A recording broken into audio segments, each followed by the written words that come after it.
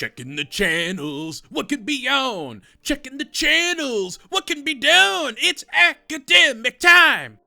Ahoy hoy gang, if this is your first time with us, welcome! And if you're joining us from a previous video, hey, we love to see it, and I hope you're doing well.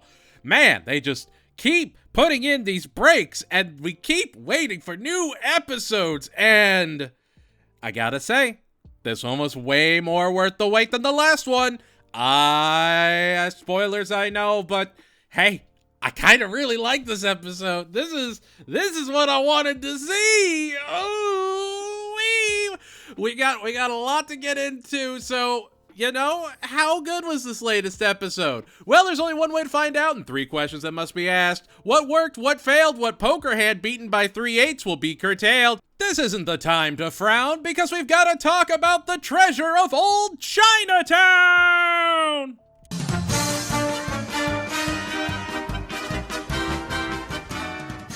Okay, so I need to get this out of the way. Old Chinatown is being destroyed! The beloved Chinatown of American Dad is being paved over for a new Chinatown by everyone's favorite land developer, Vic Mancuso. Vic Mancuso, of course, played by everyone's favorite West Wing associate, Bradley Whitford. I love it. I love it so much. Like, you don't think Bradley Whitford and voice acting a lot, but he really shines in this episode. Anyway, great news, everyone! Mama and Baba are still alive, which also is just great to me. Like, that whole thing where Steve's like, I think we need to realize that Mama and Baba are probably dead, and just has like that crying face, like, Mama! It's just, oh, it's so good that it's just so nonchalantly, oh yeah, no, they're fine. They're right here. Win some, lose some, dim some. That's where we're going. We're having a good time. And they're still played by Amy Hill and Zima, who have been playing these roles for over 20 years at this point, which is amazing. Anyway, Baba is telling Steve about the legend of the treasure of old Chinatown and how he had been looking for it forever, which Francine keeps trying to put the kibosh on. She absolutely hates that Baba is obsessed with this treasure and does not want Steve pursuing it like he did. Wow, I have no idea what the A story of this story could be. It's crazy. But, okay, I need to talk about this. While they're in the dim sum restaurant, Stan tells Steve, forget it, Steve, it's Chinatown. The whole restaurant claps, and Stan leaves going, I think that's the best I'm gonna do. I'll see you guys next week. Now, a lesser show would have him come back and go, oops, sorry, I forgot my car keys. Oops, I guess I'm here for the adventure. But American Dad sticks to that joke.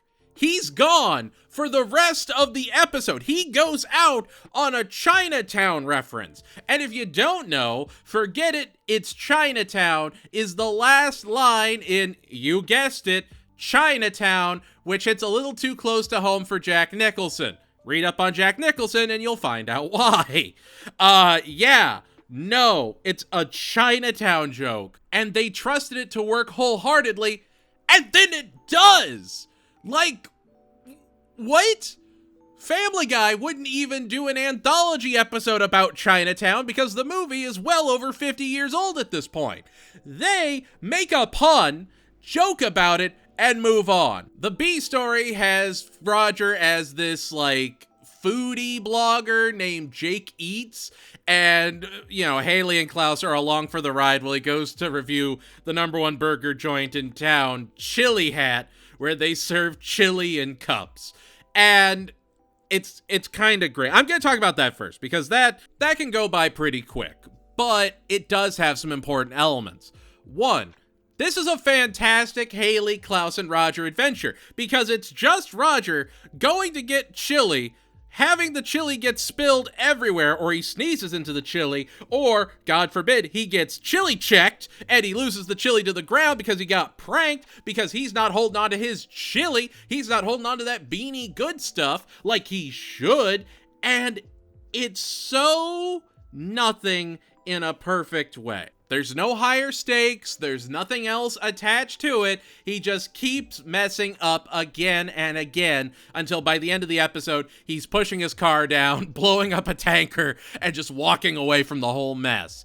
And that's great. We are seeing Roger be more and more involved, and we have a proper Roger B story that cuts away from the A story just enough for the family to get a little bit closer in the riddles and move on in their story. It is the perfect marriage of an A and B story, even if the B story is Roger throwing napkins against the wind and trying to review Chili from Chili Hat. It's so good.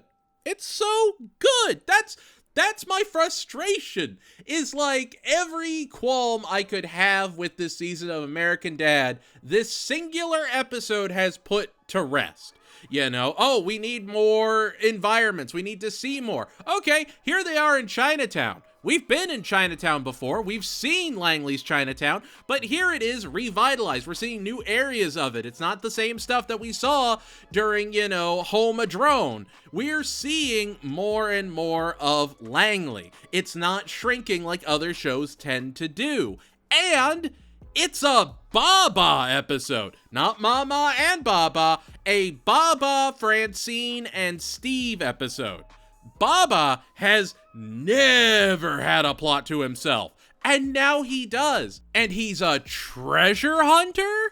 That's delightful. So of course, Steve goes with his grandpa to find the ancient secrets of Zhenghua and his compass that will lead them to the greatest treasure known to man.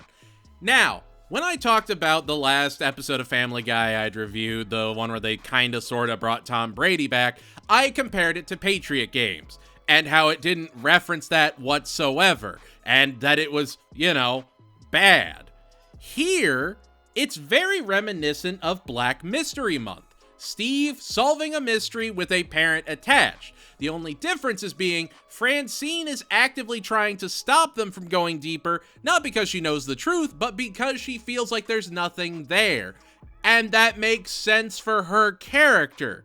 When Steve was out with Stan trying to uncover the peanut mystery, Stan was trying to keep the conspiracy going. He was actively sabotaging them to keep him, diverted away from the truth. And that makes sense for both parents. Throughout the episode, we find out Francine was raised to be able to dislocate her joints, to be able to slip through small openings, to learn martial arts, to, break down riddles so that she could find this treasure with her dad. A treasure she doesn't believe in because of her critical thinking skills that we've seen time and time again. She's questioning the idea that 8 Titanic-sized ships brought treasure over to the West. Yeah, because that doesn't make sense, especially for a marine biologist that understands the seas. Like, I love that Francine is not completely stupid. She's not totally inept. And I mean, Steve will believe anything. He wants to find adventure. He wants to solve mysteries. That's who Steve is as a character. And you have Baba, who is just absolutely amazing. I was genuinely baffled by how entertaining this episode was. It was so good. I know I'm rambling, but okay, as much as I love the Flume Flume Room, as much as I appreciate what A Pool Party was doing, this would be a standout episode of a TBS season, and it would be one of the best of the Fox seasons. Like this is both worlds colliding right here. This is a celebration of dadders that pay attention. This is a celebration of new fans coming into the show. This is that perfect blend of what made American Dad good to begin with and good now. And I keep wanting to be critical of this episode, and I really can't until the end. Because, sure enough, they get deeper in and they realize that they need the medallion of Zhenghua. And wouldn't you know it, Baba gave the medallion to Francine when she was a kid, and she's been wearing it ever since. Her gold necklace is the key to the treasure of old Chinatown. What? That's That's amazing. That's how you do that. That's how you add a story to an otherwise, inconsequential necklace. It's never been talked about before. Didn't need to be. It's just a part of her character. And now it's an integral part of this story. That makes sense. This is not just like a jumping the shark. Oh, they went down there and they found ancient treasure. No. There's resolution. There's family resolution. We understand the dynamic between Francine and Baba and how Francine just wishes she had more time with her dad and how Baba just wanted to find the treasure to give Francine and Gwen a better life than he had. He wanted to do it for his family. She wanted him to not do it for his family. And both are right.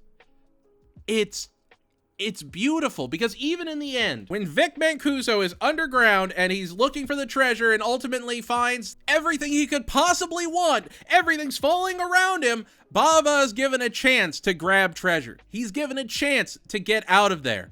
And what does he do? He carries Vic Mancuso out, who then proceeds to go right back in, grab a bunch of treasure and go, yeah, you should have gone back in. I got the treasure. Let's go. And that's such an American Dad conclusion that, like, Baba ultimately does the right thing, and then there's shock ramifications for him doing the right thing. He misses out on the money, everything falls apart. It's just, Vic Mancuso is a fantastic antagonist for this episode.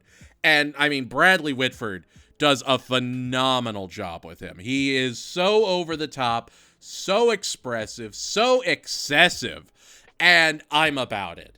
I think he is that perfect, like, 90s action villain idea.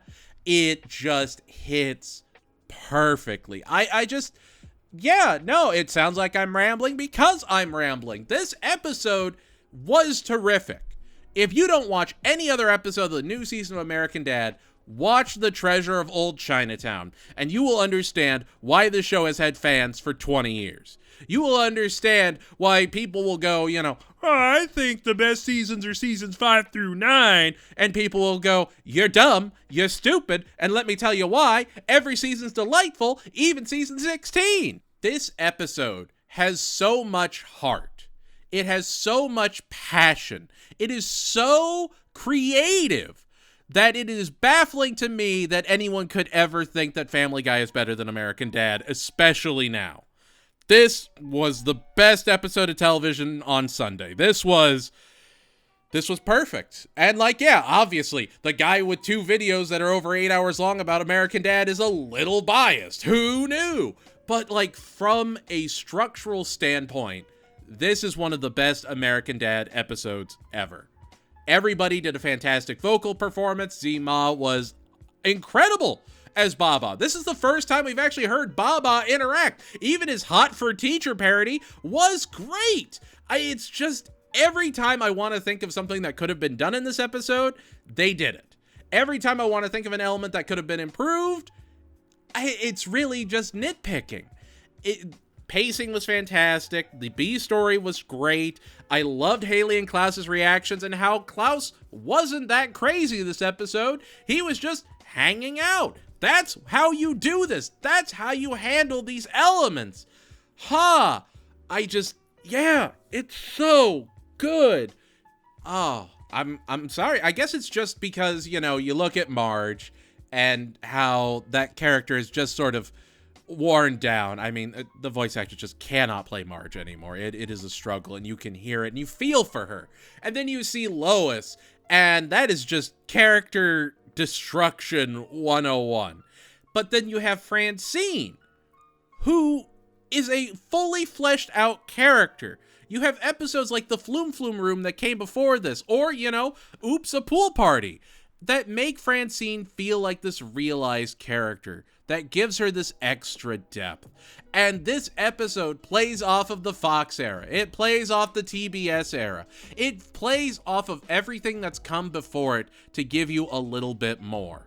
And, I mean, what can be said? Wendy Shaw is giving it her all, and we love that for her. We love that for everybody. It's just good daddage. The Treasure of Old Chinatown is a Hot for Treasure 10 out of 10.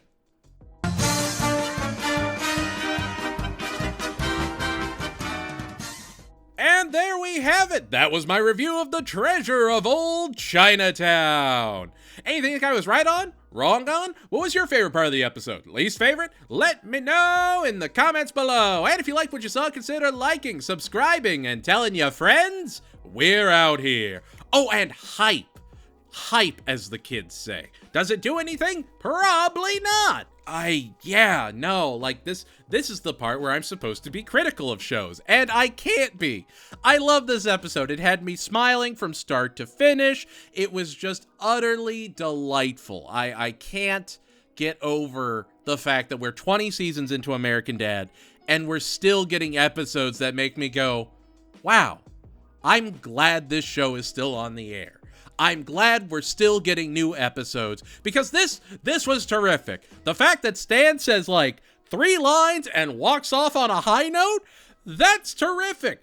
Yet, like I said in the review, a lesser show would have had him come back. He doesn't come back. He's gone for the whole thing.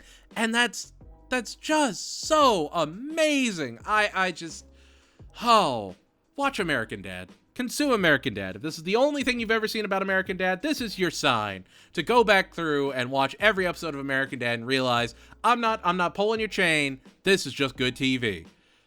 That is good show. That is a good show right there. Anyway, that's going to do it for us here at the Lecture Hall. And if you want to support the channel, consider joining our membership or Patreon programs today. $2 a month gets you your name on this fancy list of champions who are so cool and awesome and probably ride motorbikes in their spare time. Yeah! Thank you all so much for watching. Like always, stay strong, keep fighting that good fight, and know that I believe in you. A rising tide lifts all ships, and I can feel one hell of a wave a-coming. It's gotta get better. It has to. We just gotta keep fighting. I believe in you. This will get better. Goodbye, everybody, and I'll see you all next time. Oh, and check out this new cool end!